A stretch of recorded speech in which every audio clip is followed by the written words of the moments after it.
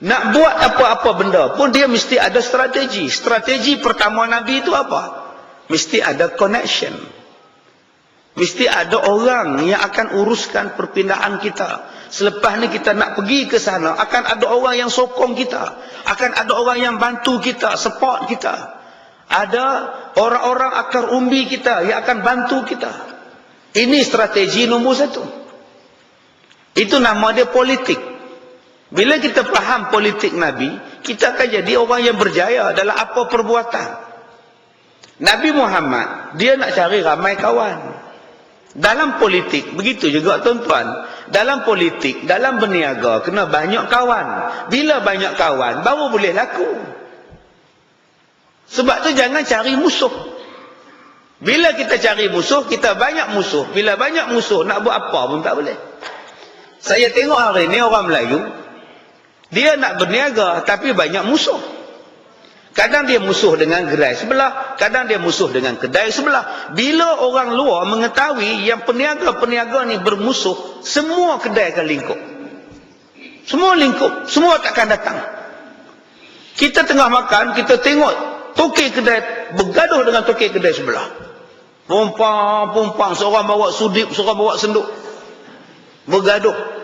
Tuan-tuan takkan masuk dua-dua kedai tu. Tambah pula orang bawa cerita, semalam ada muntah darah. Muntah darah. Kita yang buka, orang yang buat cerita ni, dia banyak special effect tu banyak. Tu menambahkan keyakinan lagi kita tu. Setengah orang dia bila bercakap dia macam tu kan. Orang Kelantan kalau dia bercakap style macam tu. Oh, dia berjalan laju. Tak sampainya cepat. Sampai. Dia ada benda duk semuanya ada. Itu style orang nak bagi orang percaya tu. Aku masa tu lah ketak lah duk cerita. Tu orang Kedah pula. Duk lah takut sungguh lah ketak nak habaq mai nampak tak? Kita pun ketak sungguh lah. Jadi orang kita ni banyak special effect ni banyak. Dia muntah darah tu. Hang tengok ke? Tak, depa habaq nampak. Jadi bila kita dua ni tuan-tuan, dua buah kedai ni bergaduh, lama-lama orang lari. Pelanggan seorang pun tak masuk. Sebab orang takut kena santau, kena sihir. Sebab tu kalau nak bagi berjaya, peniaga-peniaga kena sepakat. Baru sepakat, baru boleh berjaya. Berbaik-baik. Makcik, teh ais ada? Oh, teh ais makcik tak ada. Makcik ada teh je. Ais di sana. Aku ada kedai sebelah. Masing-masing jadi berbaik-baik. Lama-lama orang suka. Itu keedah dia dalam kita nak cari kawan. Kita nak kaya kena banyak kawan. Baru boleh kaya. Banyak orang nak kaya tapi banyak musuh. Bila dia nak kaya? Serupa itulah dalam bidang politik. Kalau kita nak orang sokong kita, kalau kita nak orang bantu kita, kita kena banyak kawan. Baru politik boleh menang. Politik Melayu hari ni, kerja dia bergaduh. Bila dia nak menang? Boykot. Bakar. Habis itu siapa nak menang? Akhirnya semua Melayu lingkup yang menang bangsa lain. Kalau rasa nak kuat bangsa kita, jangan bergaduh. Semua adalah kawan. Saya ni semua kawan. Hak biru saya kawan, hijau saya kawan, biru muda saya kawan. Sebab tu kalau saya bertanding, insya-Allah menang. Sebab saya banyak kawan. Saya semua kawan, daripada orang asli sampai kerabat, semua kawan. Budak-budak kawan saya. Pergi mana-mana pun, Ustaz Kazim. Budak-budak kecil, Ustaz Kazim. Orang tua-tua pun, Ustaz Kazim. Kita semua kawan saya. Anak dara, Ustaz. Kalau orang tua-tua lain, Ustaz. Itu anak orang tua-tua. Kalau anak dara, Ustaz. Dia rendah sikit. Jadi bila kita semua kawan dengan semua orang, kan senang. Tapi saya lihat hari ini, orang politik, dia tak mau kawan semua orang. Dia nak musuh dengan semua orang. Yang herannya, bila pilihan raya, dia minta undi orang. Boykot dia. Tapi bila pilihan raya pi merayu pula, tolonglah pangkah kami nak pangkah. Yang dulu hang gaduh pasal apa? Yang kamu duk bertengkar pasal apa? Duk gaduh pasal apa? Satu hari kita akan perlukan orang. Mungkin hari ini kita tak perlukan orang. Akan masa, akan datang kita perlukan dia. Sebab tu jangan benci sangat pada orang. Kalau kita nak marah pun, marah ada had. Jangan marah sangat-sangat. Kalau nak cinta pun, jangan cinta melebihi had. Berapa banyak yang cinta melebihi had sekarang? Sudah berpisah. Cinta di melebihi had. Tinggal mak bapak. Mak kata jangan. Mak bukan tak bagi kamu kahwin. Kamu tu belajar lagi. Habiskanlah pelajaran kamu. Kamu kan belajar lagi. Mak saja nak menghalang cinta kita. Bukan mak nak halang. Mak tak larang kamu kahwin. Mak tak bagi kamu kahwin buat masa sekarang. Lepas ni kamu kerja, kamu belajar, kahwinlah kamu. Tak nak. Saya cinta dekat dia mak. Saya tak sanggup pisah dengan dia mak. Lari ke Lombok. Masya Allah. Lari ke Lombok. Sekarang siapa susah? Mak baliklah mak. Ambillah saya mak. Sini air tak ada mak. Setiap hari makan kangkung dengan telur mak. Baliklah mak. Kesian dekat pemuda UMNO pula pergi ambil. Itulah kerja pemuda UMNO. Rasa ngambil orang kat Lombok je rupa dia tuan-tuan. Kesian ke demo tuan-tuan. Pasal apa? Pasal cinta melebihi had. Bila cinta melebihi had, dia jadi buta. Dia jadi pekak. Kita tak boleh tu. Tadi ada hak. Semuanya dalam bentuk ummatan wahidah. Ummatan wasata. Umat yang satu, umat yang sederhana. Sederhana. Yang paling kita sayang ialah Allah dan Rasul. Yang lain tu mesti di bawah Allah dan Rasul dan jihad. 3 benda ni yang paling kita kena sayang. Allah. Nombor 2 Rasul. Nombor 3 jihad. Yang lain-lain tu di bawah. Cinta mak bapak di bawah Allah dan Rasul. Jangan cinta mak bapak lebih pada Nabi. Jangan cinta pada suami lebih pada Nabi. Salah. Tak beriman kita kalau kita sayang suami kita lebih daripada sayang pada Nabi. Sayang suami kita lebih daripada Nabi. Tak beriman. Saya tanya pada akak ni. Sayang suami ke sayang Nabi? Suami ke Nabi? Nabi wajib jawab. Saya Ustaz, dua-dua Ustaz, sama je. Tak boleh, Nabi dulu. Suami kita dalam dunia ya, tengah baik ya dia tolong. Dah bercerai nanti, nafkah pun tak bagi. Bergaduh nanti, penampar penumbuk dia bagi. Nabi dia tolong kita sampai hari kiamat. Sekarang Nabi tolong kita. Dia bawa ajaran pada kita. Dia bawa Islam pada kita. Dia bawa agama. Dia bawa akhlak. Dia bawa pendidikan pada kita. Supaya kita selamat. Di padang mahsyar pun dia masih kerja keras. Nabi Muhammad masih bekerja keras di padang mahsyar. Tuang air bagi orang minum. Siapa yang minum air telaga Nabi, selamat dia. Nabi sekejap berlari dekat titian Sirat. Nabi Muhammad doakan sahabat-sahabat, doakan umat-umat dia yang nak lalu titian Sirat. Kejap Nabi pergi dekat neraca pula. Nabi doakan orang-orang yang duduk di neraca supaya ditimbang sebelah berat. Dibukanya serban Nabi, diletaknya sebelah kanan supaya orang ni boleh masuk syurga.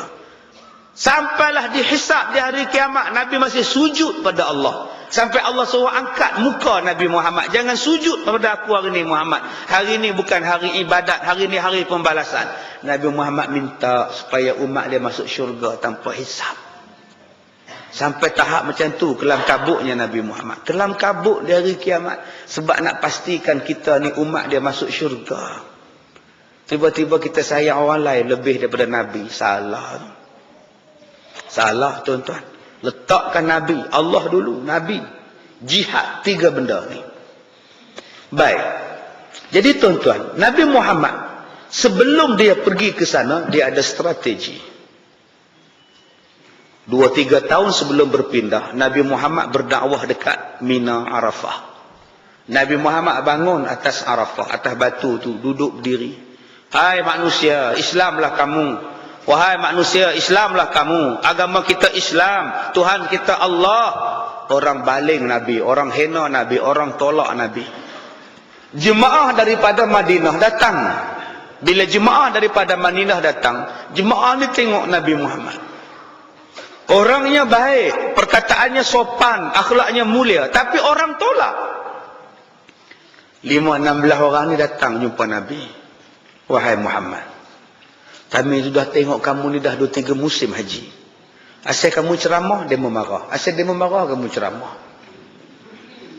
Kalau dia tak mau kamu, wahai Muhammad, marilah ikut kami balik ke Madinah. Di Madinah kami terima kamu. Kami confirm kamu ni takkan dihandle macam ini. Nabi kata sabarlah, aku nak dakwah lagi. Tapi sudah ada satu bai'ah, satu perjanjian. Nabi letakkan tangan, mereka pun letak tangan atas Nabi. Bertimpa-timpa tangannya. Kami undang Nabi ke Madinah. Jom pindah ke sana. Maknanya Nabi sudah ada orang-orang yang akan uruskan dia di Madinah. Strateginya sudah ada dengan orang. Dia ada kenalan, dia rapat dengan orang. Kemudian Nabi utuskan 2 orang sahabat. Seorang pemuda 17 tahun. Namanya Mus'ab bin Umair. Seorang lagi dewasa. Namanya Ibnu Maktum. Buta. Kamu 2 orang pergi ke Madinah. Ajak orang di Madinah tentang Quran. Bacakan Quran. Ajarkan Quran. Terangkan akidah kepada orang di Madinah. Jadi tuan-tuan, bila 2 orang pemuda ni, satu anak muda namanya Mus'ab. Masa itu umur dia berlingkungan 17-16 tahun. Dan dia mati dalam lingkungan 18 tahun. 17 tahun tuan-tuan jadi membalik Islam. Muda remaja. Satu anak orang kaya. Kayanya Mus'ab ni tuan-tuan, dia pakai minyak wangi. Orang Mekah tak pakai minyak wangi yang dia pakai sebab terlalu mahal. Kalau dia lalu, minyak wanginya lalu, bau minyak wangi dia, orang tahu itu Mus'ab. Sebab minyak wangi dia tak sama dengan minyak wangi orang lain.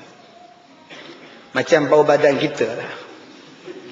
Kalau kita lalu tu orang tahu dah. Allah. Pasal tak ada orang yang bau macam kita, tuan-tuan. Mus'ab bin Umair, anak orang kaya, masuk Islam.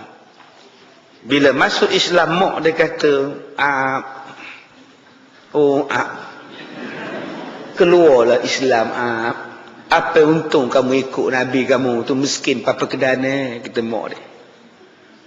Dalam agama kita ni kamu kaya. Apa benda yang kamu nak mak dengan bapak boleh bagi, ambil harta ni semua ambil pada kamu. Keluarlah pada Islam.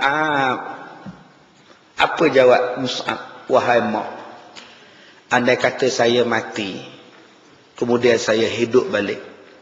Kemudian saya mati, kemudian saya hidup balik. Kemudian saya mati, saya hidup balik. Saya mati, saya hidup balik. 1000 kali mak, saya takkan keluar pada Islam. Ini jawapan anak muda. 1000 kali saya mati, hidup balik, mati, hidup balik, saya takkan keluar pada Islam. Inilah orang yang Nabi ajar, yang Nabi lantik sebagai pemimpin yang mula-mula mengajar orang Al-Quran di Madinatul Munawwarah. Namanya Mus'ab bin Umair.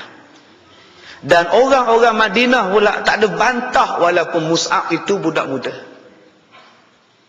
Dia tak kata muda gila. Dia tak sebut macam itu. Kita sekarang kalau imam muda pun kita komplain. Muda sangat imamnya pun. Tambah imam tu tegur pula imam tu. Hang tu baru lantik jadi imam. Saya ni dah 40 tahun jadi imam. Kamu siapa nak negur saya? Saya ni pangkat tok kamu tahu? Subhanallah. Tapi sambut ma'al hijrah. Tapi tak tiru hijrah Nabi. Tak tiru perangai Nabi. Nabi Muhammad utus orang muda. Orang Madinah ambil dia. Tiap-tiap hari dia sebut Nabi Muhammad macam ni, Nabi Muhammad macam ni, Islam macam ni, Islam macam ni. Sampaikan orang di Madinah ni jatuh cinta. Akhlak Nabi, Quran macam ni, perangai Nabi macam ni. Orang-orang Madinah ni tak sabar-sabar tuan-tuan. Bila Nabi nak pindah? Bila Nabi nak pindah? Itu namanya strategi. Tuan-tuan kalau nak tarik orang, mari dengar ceramah, war-warkan. Bukan boleh mari hari ni datang, hari ni war. 4 orang je lah. War-warkan, buh gambar Ustaz Kazim, pampang. Pasangkan ceramah dalam masjid, pasangkan projektor LCD dalam masjid. Sebulan pasang. Hei, dia ni bila dah datang masjid kita ya? Bila nak datang masjid kita ya? Lama-lama ni. Duk tanya. Pengurusi umumkan, tuan-tuan, malam besok ceramah perdana Ustaz Kazim Ilyas dari Ipoh. Kompon penuh masjid tu. Itu yang cara kena buat. Sekarang masjid kita ni kadang-kadang dindingnya ada. Kenapa tak gunakan dinding? Dinding duk hiaskan nama AJK masjid nak buat apa? Duk gambar pakai kod lagi Pak Ji. Letak kat depan-depan sekali. Allahu Akbar, makmum semayang. Tu imam baca ayat panjang, makmum tengok depan. Oh, dia ni pengurusi. Sekarang tak payah dah, bubuhkan skrin aja, turun automatik, special effect turun pelan-pelan. Pasangkan gambar, pasangkan CD ceramah. Hari Jumaat pasang, petang pasang, pagi pasang. Buat kuliah duha, pasang CD. Ustaz tak payah datang. Kuliah duha, turunkan CD je, ustaz tak payah datang. Cuma tak boleh tanya ustaz CD tu. Jangan tanya pula ustaz, macam tu batal tak sembahyang ustaz tu? Jangan tanya pula ustaz tu tak boleh jawab. Kalau tuan-tuan buat tiap-tiap hari strateginya tuan-tuan, insya-Allah. Di Sungai Petani, saya akan resmikan satu skrin di satu masjid. Pengajian menggunakan skrin. Nak datang ke tempat ustaz tak boleh. Sekarang kami beli studio ustaz setiap bulan, kami pasang kat masjid. Satu kampung datang. Pasang speaker atas. Macam diceras. Tiap-tiap malam pasang speaker di atas. Orang ingatkan Ustaz Kazim datang, pakai turun, naik motor. Mana ustaznya? Turun tu. Jadi bila kita buat program macam itu, lama-lama orang sampai. Jadi mula-mula sekali, kuatkan dengan Quran. Sekarang tuan-tuan duduk di Yayasan Restu ni, Quran saja. Saya tengok pun kagum. Tengok Quran ni hias dengan cantik, ukiran dengan cantik. Bila tengok cantik, kita nak baca pun semangat. Berapa banyak Quran kita yang dulu-dulu ni, ya Allah, suci dalam debu. Berdebu tak pernah baca. Sekarang ni, ya Allah, Quran kita tengok pun berkenan. Masya Allah. Budak-budak tengok pun berkenan. Sebab dia cantik. Cantik tulisan satu hal. Cantik awal larat tepi tu. Khat tepi tu cantik. Dia sebenarnya menarik perhatian kita. Jadi apabila kita persembahkan Al-Quran, bacaan Quran, bentuk Quran dengan bentuk yang sangat cantik, dia sebenarnya menarik perhatian orang. Kalau dia tak baca pun, dia beli juga. Hantaran kahwin. Satu tarikan. Tuan-tuan, waktu kita kena fikirkan bagaimana nak mendidik orang. Nabi dia mendidik orang, dia hantar Quran dulu. Dia hantar dulu Mus'ab. Untuk apa? Mengajar Quran. Jadi saya rasa Restu dah berada pada landasan dia. Dah ada kita mempunyai aset yang kuat. Nama dia Quran. Dengan Quran ni tuan-tuan boleh buat. Cuba tuan-tuan tengok tadi, adik kita baca tadi. Dia baca di sana. Seorang pun tak tengok muka dia. Semua tengok sini. Dengar di situ, mata di sini. Sebab kita nak tengok huraian dia. Cuma ada satu kesilapan tadi, 2 kali fi itu. Fil ardi, fil akhirah, 2 kali fi tadi. Kita tengok di situ kesan.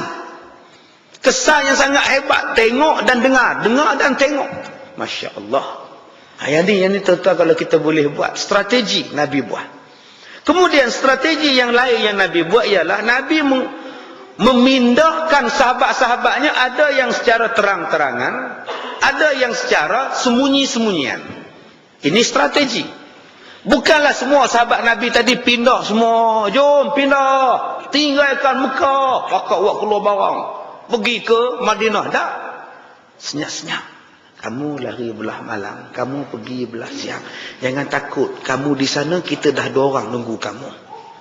Ini nama dia strategi.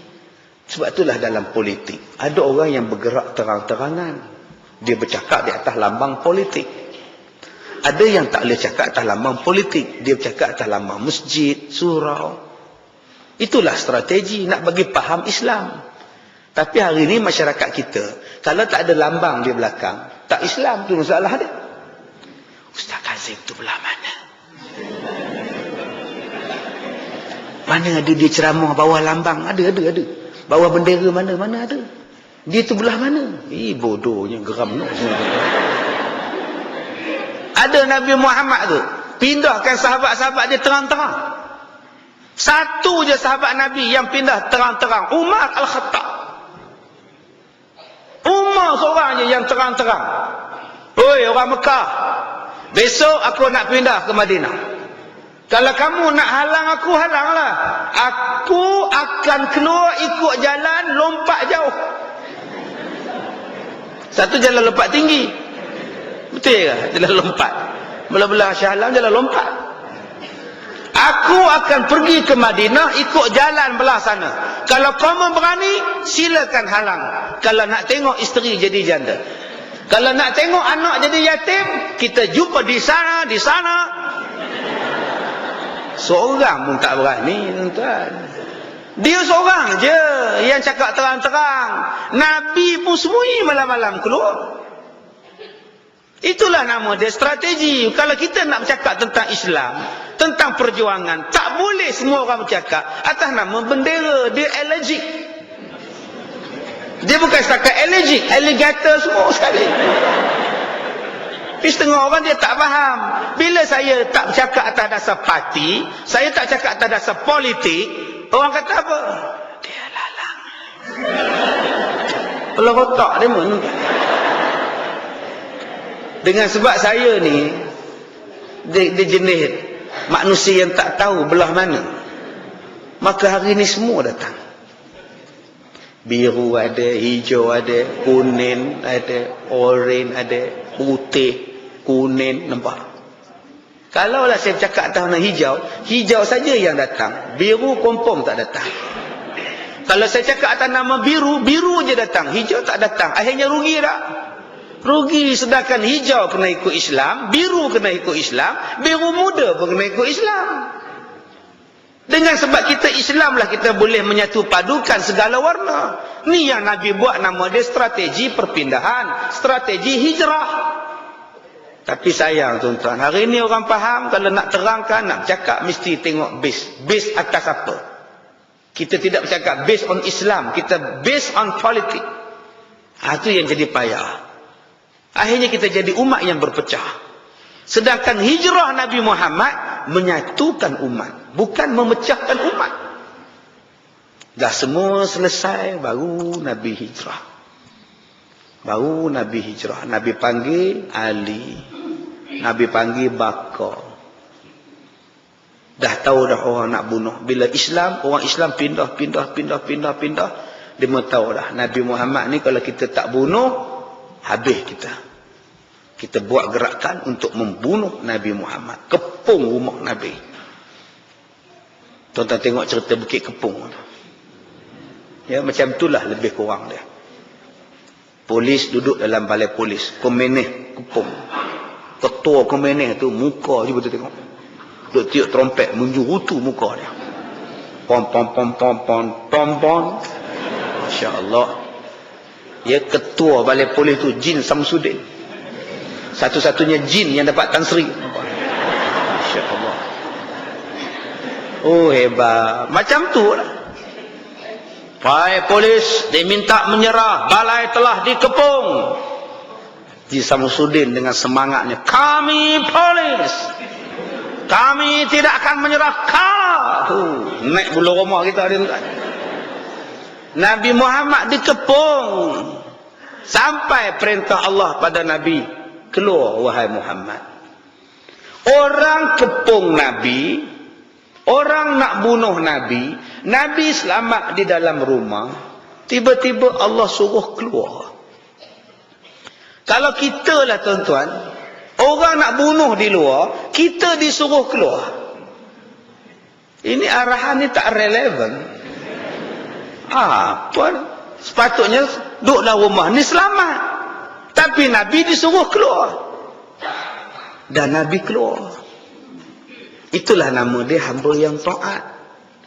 Ada tak Nabi tubuhkan jawatan kuasa mengkaji perintah Allah?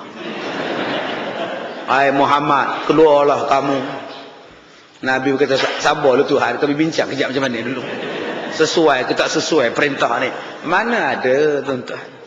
Sebab itu kita, kalau Allah dah sebut, buat je lah. Jangan lagi bantah-bantah. Allah kata laksanakan hudud. Laksanakan je lah. Apa nak kaji-kajinya lagi? Bila tak kaji, jadilah di Terengganu tu. Lu keluar tangan, apa pecah rumah, datang hamba Allah tu putus. Dah lari buat balik. Udah koma sekarang ni. Lah, siapa yang nak sekarang ni? Curi lagi. Tuan-tuan cuba tengok kartun Cosmo hari ni punya kartun. Nampak tangan seluar kot tingkap. Isteri dia kata kat suami dia, Abang Haji, laksanakan hukum.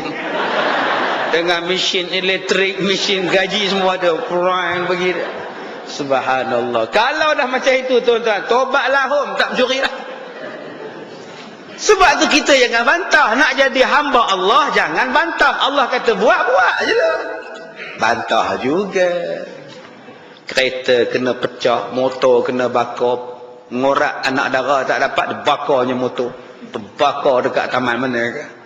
Ini yang berlaku kepada kita sebab kita bantah. Jadi hamba Allah, dia tak boleh bantah. Tuan-tuan, benda yang wajib, tuan-tuan tak payah bantah dan tak perlu buat istikharah. Makcik sembahyang apa? Makcik istikharah. Sebab apa? Ada orang minang. Kena buat istikharah. Sebab kahwin tu haruslah istikharah. Umur makcik berapa? 78. Itu nama dia istikharah. Boleh buat. Tetapi makcik buat apa istikharah ni makcik? Nak tengoklah semayang ke tak perlu semayang. Semayang kan wajib, tak payah buat istikharah. Ali, masa itu Saidina Ali ada. Ali, kamu tidur sini, ganti tempat tidur saya, kata Nabi. Dan Saidina Ali ni hamba yang taat pada Nabi. Baik Rasulullah, saya tidur. Ada dia bantah Nabi. Dia keluar, kita tidur sini pula. Banyak cantik. Mana ada Nabi cakap, Ali cakap macam itu. Ali kata tidurlah. Saya tidur ya Rasulullah. Rasulullah keluarlah. Bila keluar tuan-tuan, Allah tolong Nabi Muhammad. Dengan sebab kita tolong Allah, Allah tolong Nabi. In tansurullah yansurukum. Kalau kamu tolong Allah, Allah tolong kamu. Nabi Muhammad tolong Allah, Allah tolong Nabi Muhammad. Tak ada siapa pun tentera yang dapat membunuh Nabi. Dan semua lena waja'alna min baini aidihim sadda wa min khalfihim sadda faghshaynahum fahum la yubsirun. Nampak ada tuan-tuan hikmah dia. Bila kita buat, Tuhan tolong. Buat aja dulu. Tapi sayang ayat ni kita ambil untuk pilangkawi je. Bawa pinggan mangkuk, pairek, pelorek. Suami ni duduk pikul ni. Tolak dengan troli kat suami duduk pikul. Daripada jauh, isteri jampi lah. Oh, jangan mimpi ni. Tidur kat stam tu. Balik-balik ke Shah Alam bukannya pakai pun, simpan dalam almari. Buat letih baca je. Jadi tuan-tuan, bila pindah ke sana, strateginya ada. Siapa yang nak bagi makan, siapa yang nak buat ini, siapa yang nak buat ini. Akhirnya berjaya. Ini nama dia strategi. Bila sampai di Madinah, orang dah timbul kerinduan dah. Sebab tiap-tiap hari duk dengar cerita tentang Nabi Muhammad. Yang panjat pokok, yang duk atas bukit, yang duk atas batu, yang tutup rumah, tutup kedai. Tiap-tiap hari duk tunggu. Satu hari nampak. Sekejap tinggi, sekejap rendah orang duk berjalan. Sekejap tinggi, sekejap rendah. Ni dia nampak lah. Nabi kita main dah. Orang pakat bising lah. Oi, Nabi sampai, Nabi sampai.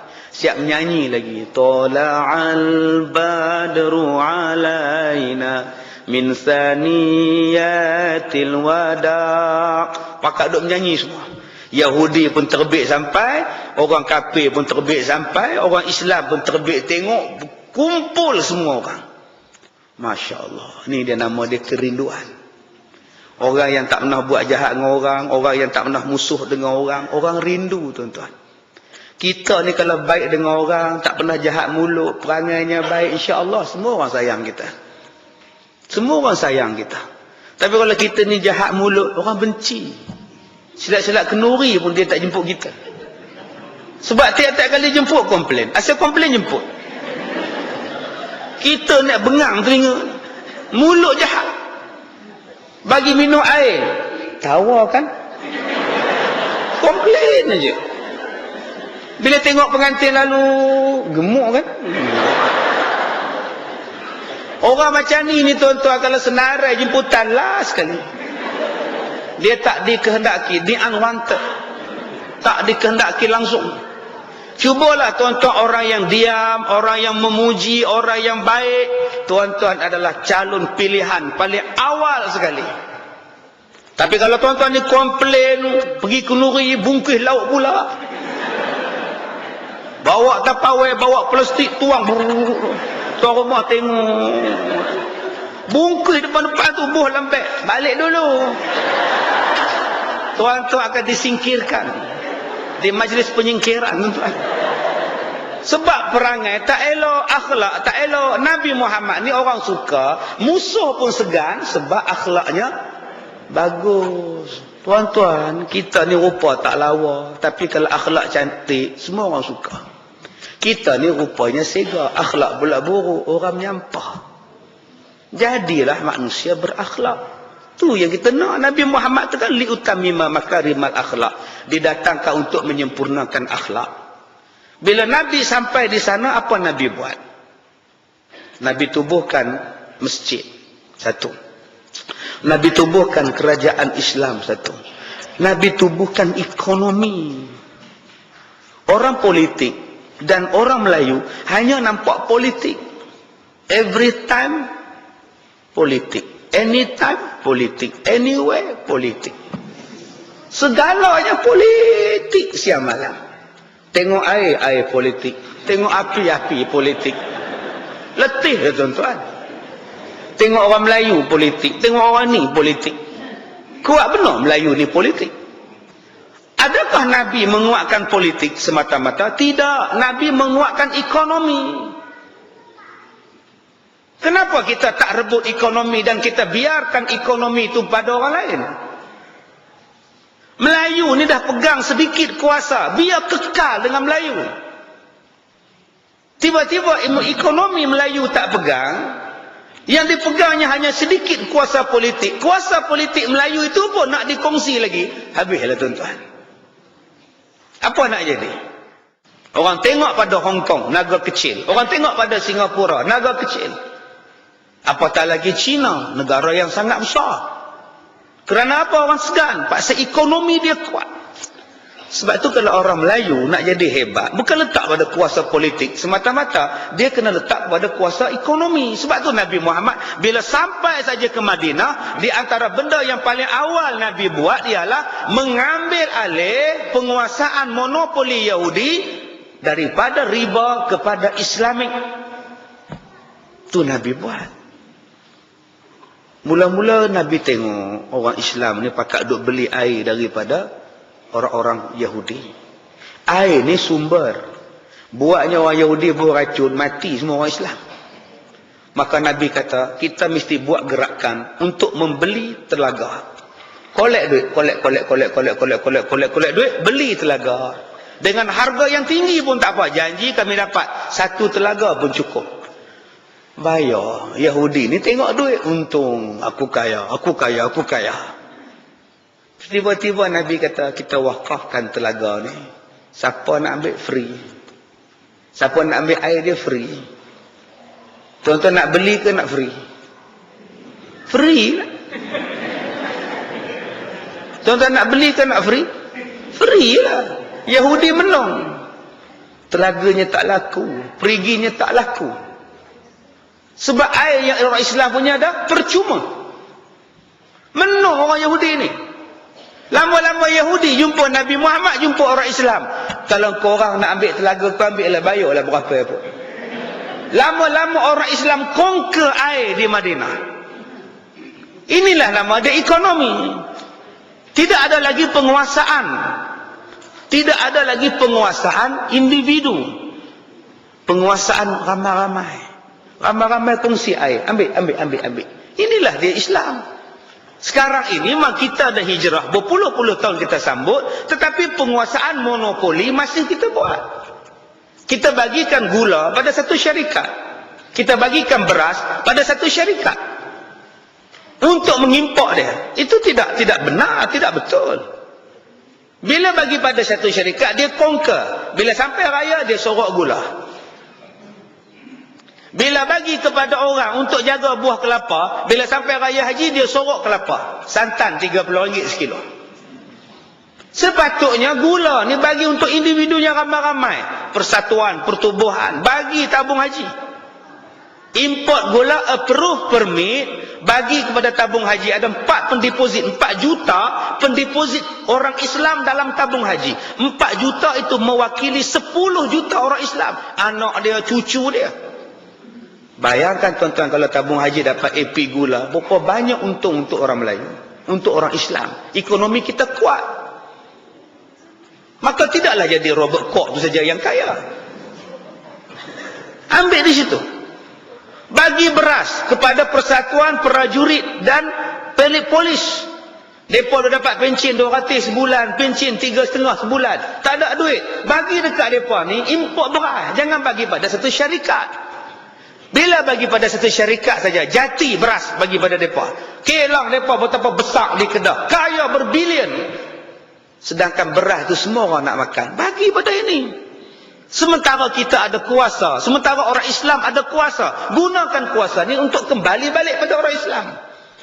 Barulah persatuan polis, prajurit, askar tak jadi jaga, rebel taksi, sapu sampah.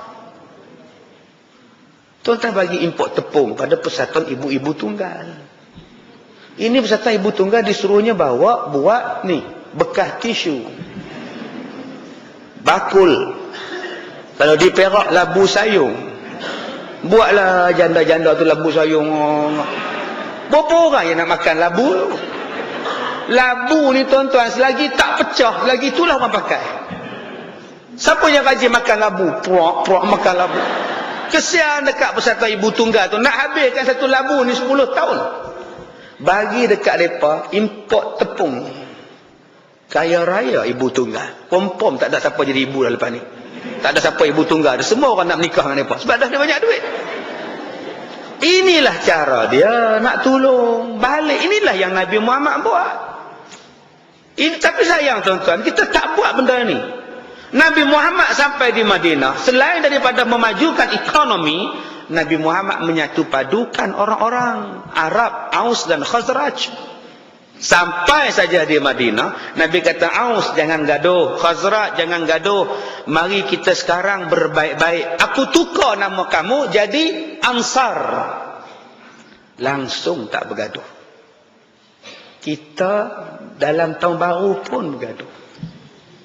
Dengan Sultan gaduh, dengan ini bergaduh. Semuanya bergaduh. Apa cerita? Semua bergaduh belaka. Buka paper bergaduh, buka TV bergaduh. Letih. Melayu hentam Melayu, Islam hentam Islam. Orang kafir padan muka.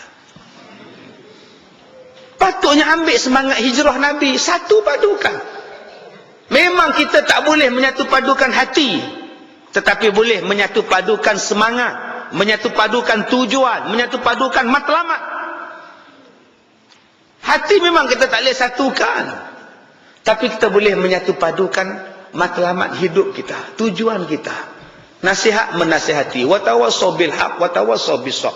Jangan sampai kuasa tu hilang. Pesan memesan pada kebenaran, pesan memesan pada jalan kesabaran.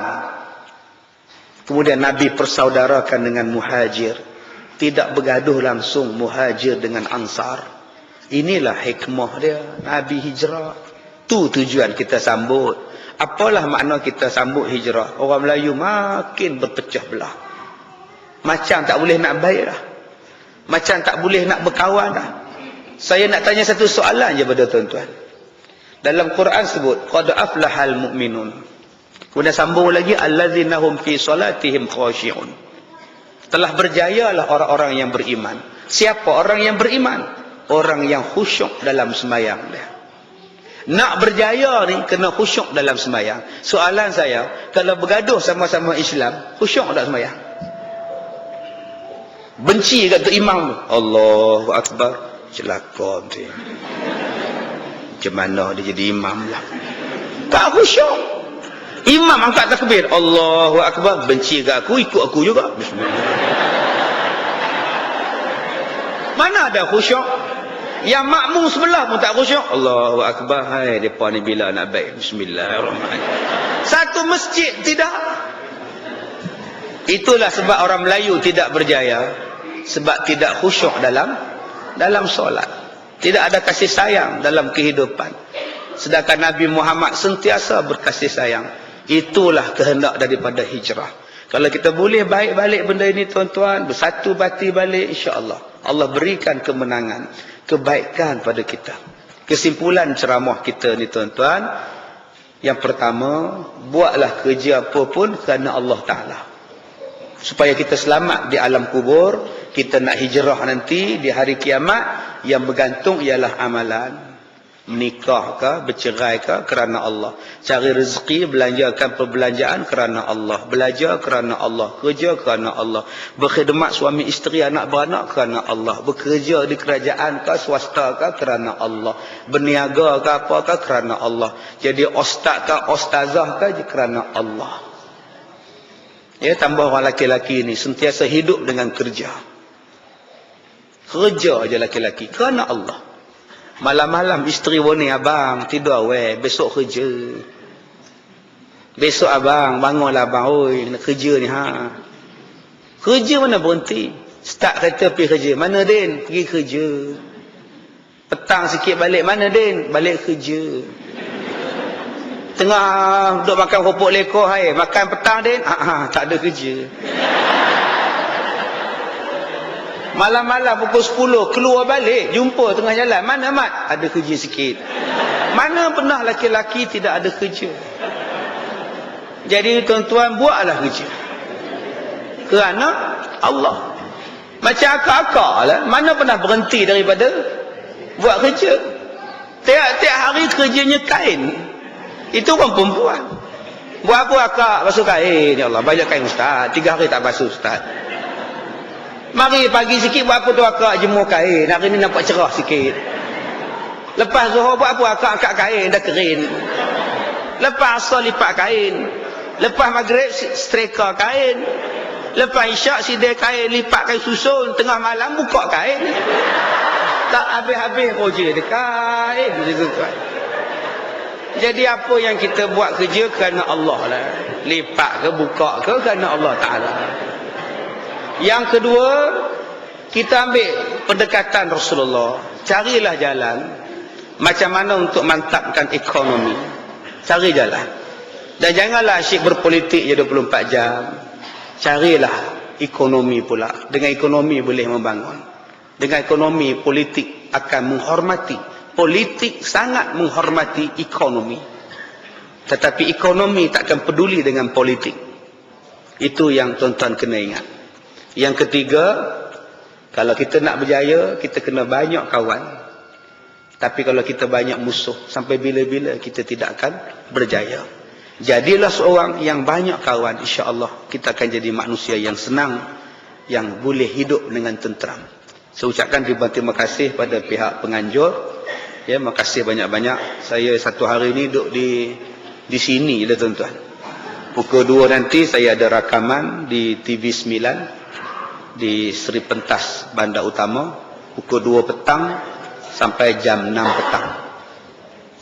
Ya, rakaman TV petang ini di TV 9, program Tanyalah Ustaz.